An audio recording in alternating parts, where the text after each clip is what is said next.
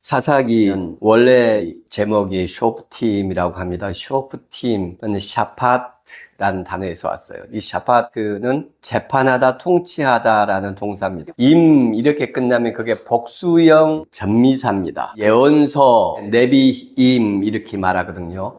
예언서들 임이 붙으니까 복수형 명사가 되는 겁니다. 성문서를 케투빔이라고 하는데 이것도 뒤에 임이 붙죠. 문서들 이런 뜻이 되는 거죠. 숍팀 이렇게 말하는 것은 사사들 이런 뜻이 되는 겁니다. 원래 재판하다, 통치하다에서 온 단어이기 때문에 재판하는 사람들 또는 통치하는 사람들이 되겠죠. 지금은 재판과 이 통치, 행정적인 권력과 사법적인 권력이 분리되어 있죠. 근데 옛날에는 하나였지 않습니까? 우리식으로 표현하면 뭐가 될까요? 그냥 통치자들 이렇게 하는 게 좋은 표현 같다라는 생각이 듭니다. 재판하다라는 뜻이 강조가 돼서 이 쇼프팀이 이제 헬라어에서는 비타이, 영어에서는 이제 저지스라고 합니다. 그러니까 재판관들이죠. 이 저지스라는 영어 성경을 중국말로 번역할 때 자기들에게 맞게 의역을 한 겁니다. 사사라는 것이 중국에는 있었어요. 그 사람들이 재판하는 사람들입니다. 중국에서 번역한 그 책 제목을 그대로 한문을 따왔기 때문에 우리도 사사기라고 이름을 붙인 것이고, 공동번역 같은 경우에는 판관기로 되어 있습니다. 재판관이죠. 판관기. 사사기에서 다루고 있는 사사들은 12명이에요. 이스라엘의 12지파. 의도를 가진 겁니다. 12명을 맞춘 거예요. 그럼 맞추다 보면 뭔가 무리수를 두게 되겠죠. 우리가 잘 아는 사사 누구 있습니까? 삼손, 기드온, 또는 여자 사사 드보라, 입다. 4명 정도의 사사들은 이야기거리가 많고 또 교훈거리가 많은 겁니다. 그래서 많은 내용을 차지하고 있어요. 그런데 그렇게 많은 내용과 활약이 있는 사사들이 많지 않으니까 12명을 만들어야 되지 않습니까? 그러니까 억지로 만든 부분이 있어요. 한번 찾아볼까요? 아비멜렉의 뒤를 이어서 이사갈 사람 도도의 손자 부의 아들 돌라가 일어나서 이스라엘을 권하니라. 그가 에브라임 산지 3일에 거주하면서 이스라엘의 사사가 된 지 23년 만에 죽음에 3일에 장사되었더라. 그 후에 길르앗 사람 야일이 일어나서 22년 동안 이스라엘의 사사가 되니라. 그에게 아들 30명이 있어 어린 낙이 30을 탔고 성읍 30을 가졌는데 그 성읍들은 길르앗 땅에 있고 오늘까지 하봇 야일이라 부르더라. 야일이 죽음에 가몬에 장사되었더라. 아멘. 이 두 사람은 한두 줄에 불과합니다. 내용이. 바로 이런 점이 12명을 의도적으로 맞추려고 했구나 하는 것을 뒷받침하는 증거라고 볼 수가 있습니다. 다른 것도 많이 있지만 이렇게 간단하게 말씀을 드립니다. 이 두 사람은 사사가 되었고 몇 년 동안 사사로서 활동을 했다. 야일 같은 경우에는 아들 30이 있었는데 그 아이들이 나귀 30을 탔고 성읍 30개가 있었다. 그 당시에 하나님의 영이 임해서 지도자가 되었는데 그 지도권을 이용해서 자기 자식들, 어린 아이들이 나귀 30을 타고 성읍을 갖게 했고 백성들을 착취했다, 이런 이야기죠. 이 두 사람에 대해서 짧은 기록이 남았다라는 것은 두 사람에 대한 자료가 별로 없다는 이야기죠. 대부분 성경은 죄를 짓거나 실수를 하거나 나쁜 짓을 해도 그것을 다 솔직하게 기록하는 편입니다. 그런데 여기에서는 그런 나쁜 표현들이나 이 사람들이 잘못한 것에 대한 지적도 없어요. 그 말은 이 사람들에 대한 자료 자체가 부족했다는 것이죠. 자료 자체가 부족했다는 것은 이 사람들의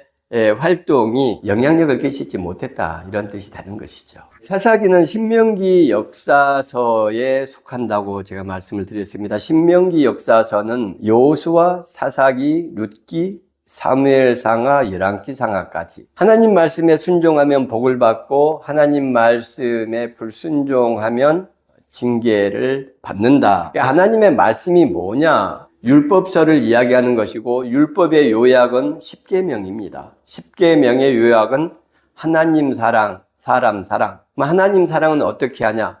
안 보이는데 어떻게 사랑합니까? 그래서 안식일부터 시작한 4계명부터 10계명까지의 7계명은 사람에 대한 계명이에요. 안식일, 약자들, 쉴 수 없는 사람들, 힘없는 사람들에게 임금을 주고 먹을 것을 주면서 일주일에 하루는 쉬게 하라. 이게 안식일 규정입니다. 나머지는 뭐 다 해를 끼치지 마라. 이웃에게 이런 뜻이죠. 하나님의 말씀에 순종하는 것, 하나님을 사랑한다는 것은 이웃에게 해를 끼치지 않는 것, 약자들과 어려운 사람을 보살피는 것, 이거예요.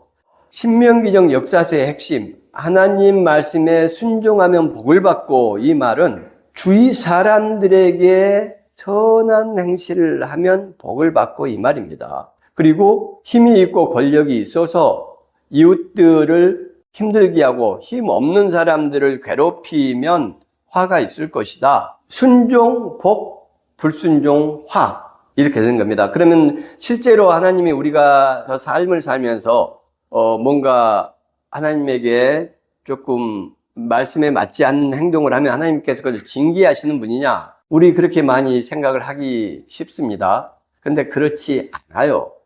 왜 성경에 기록됐는데 그렇지 않다고 하느냐? 성경 이 기록은 사사기 같은 경우에 기록 배경이 지금부터 2500년 전입니다. 2500년 전에 바벨론 포로로 있던 사람들이 포로 상황에서 조상들이 하나님의 말씀을 순종하지 않았기 때문에, 즉 약자, 고아, 과부, 나그네들을 잘 보살피지 않아서 하나님께 징계를 받았어 라는 자기 인식과 공동체 정체성이 하나님에 대한 이 기록들을 만들어낸 거예요. 2500년 전에 생각했던 그들의 하나님과 지금 우리가 생각하는 하나님은 같은 하나님이지만 이해도가 다른 겁니다. 2500년 전에 그들은 하나님에 대한 이해도가 낮았죠. 초보적인 수준이었죠. 하나님에 대한 기록도 많지 않았고 하나님에 대한 경험도 많지 않았어요. 그런데 지금 우리는 기록, 연구 이런 걸 다 떠나서 무엇보다도 인간으로 오신 하나님을 경험하고 만났고 그게 신약의 기록이 되어 있지 않습니까? 그래서 우리는 하나님을 이 당시의 사람들보다 훨씬 정확하게 알고 있는 거예요. 예수님이라는 눈에 보이는 분이 나타나셔서 직접 하나님은 어떤 분이시라는 것을 우리한테 보이셨거든요. 예수 그리스도의 삶을 보면, 예수 그리스도의 말씀을 보면 우리가 실수하면 하나님께서 징계하고 벌 주고 저주의 삶을 살게 하시는 분이냐?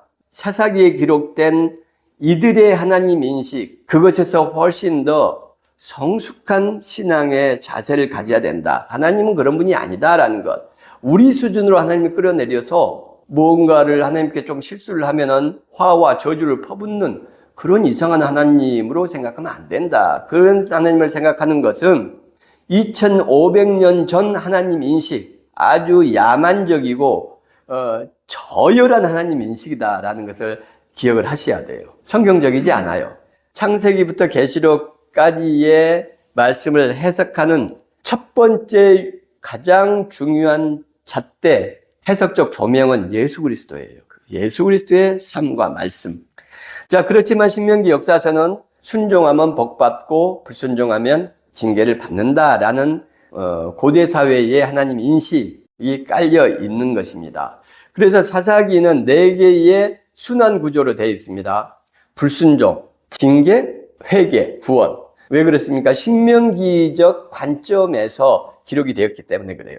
편집을 의도적으로 했기 때문에 그래요. 이렇게 죄, 불순종, 징계, 부르짖음과 회개, 구원, 이 4가지 도식에 맞춰야 되기 때문이에요. 왜 이 도식을 맞춰야 되죠? 지금의 상황이 있기 때문입니다. 그 상황은 바벨론 포로의 상황이에요. 그래서 신명기적 역사관을 통해서 포로로 온 지 약 30년 정도가 지난 이 사람들에게 뭔가를 말하고 싶은 겁니다. 지금 의도하는 게 있는 거예요. 그래서 이 도식이 필요한 거예요.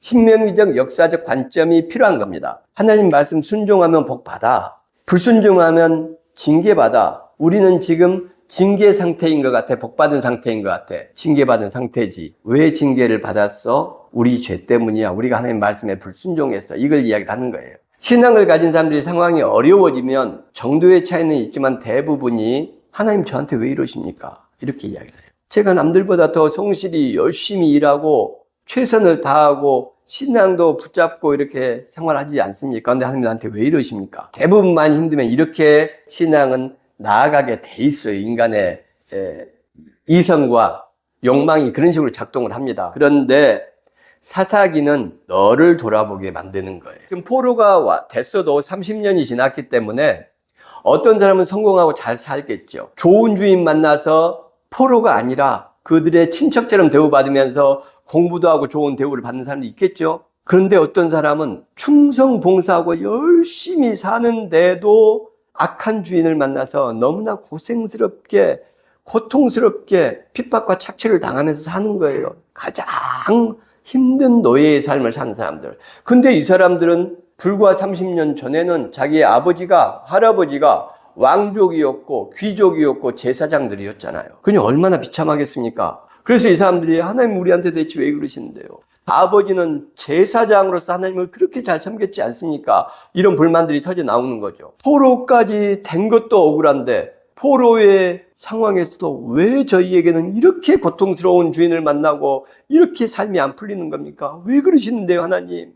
옆에 저 사람은 신앙도 별로 안 좋고 이러저러 하는데도 좋은 주인 만나서 저렇게 친자식처럼 사랑받으면서 사는데요. 그 하나님에 대한 불만을 돌리는 거예요. 야, 그거 아니야. 그렇게 불만스러운 삶을 이야기하는데 너 삶 되돌아봐. 너가 하나님 말씀에 순종했어? 율법서 너 옆에 놔두고 늘 아침 저녁으로 묵상했어? 안 했잖아. 말씀에 대한 불순종이 너의 삶에 그대로 적용된 것뿐이야. 그런데 그런 어려운 삶에서 부르짖었더니 회개했더니 하나님께서 사사를 보내서 구원을 하셨다.